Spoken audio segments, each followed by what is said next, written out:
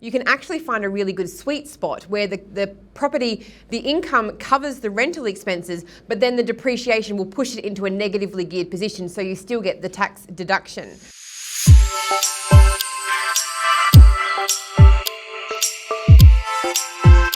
So we're here today once again to speak with Michelle Maynard, financial commentator from the Carbon Group, and we're going to focus today, Michelle, on depreciation on property. So a lot of people don't necessarily appreciate that commercial and residential properties that are sort of purchased for investment purposes are entitled to tax depreciation. So maybe if you just give us an overview in terms of what that is like.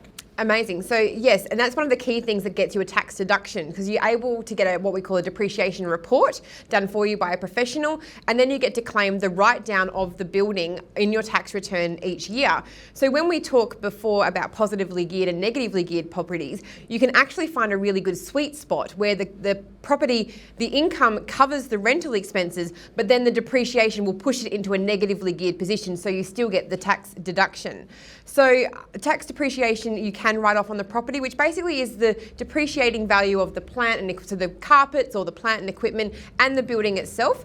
A fantastic way to get a tax deduction. Certainly, and at Rawmark we sort of advocate people getting a proper tax depreciation schedule done by an independent assessor because obviously these different items depreciate at different rates. But two sort of questions that come to my mind, whether one should buy old or buy new. Once again, obviously a new property is going to have much higher depreciation offsets. Yes, so if a property is younger than 40 years old, you can still get the depreciation on that property, even if you didn't build the property in the first place. So you can get that depreciation report. Building new or having a newer property means that you will get that tax write-off for a longer period of time. Obviously, an older property won't have as much depreciation value left. So again, both horses for courses depending on your personal finances and circumstances. But one thing to note that a lot of people don't realise is while you get to claim the tax depreciation every year, that will affect the capital gains tax calculation when you eventually sell that property. How is that, Michelle? Sure. So if you claim, say, $5,000 of capital works deductions, which is the depreciation on the building that you have,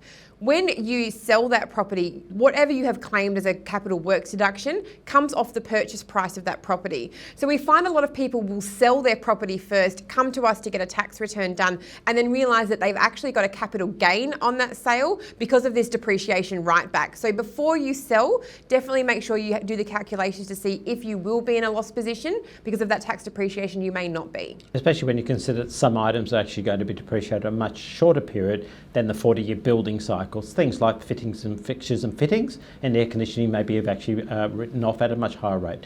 So if you're looking to make an informed decision at this time around property, be it owner-occupier or investment, we certainly ask you to consult a Rawmark agent in your area.